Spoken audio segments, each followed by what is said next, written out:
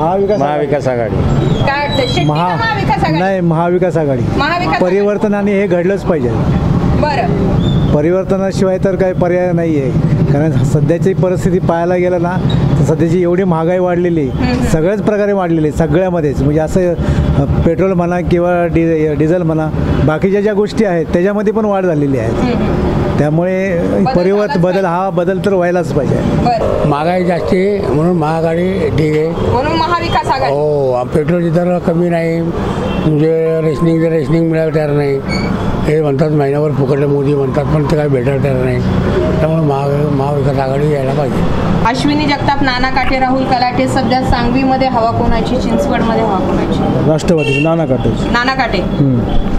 नाना काटे. नाना काटे. चिंचवडमध्ये हवा कोणाची सध्या?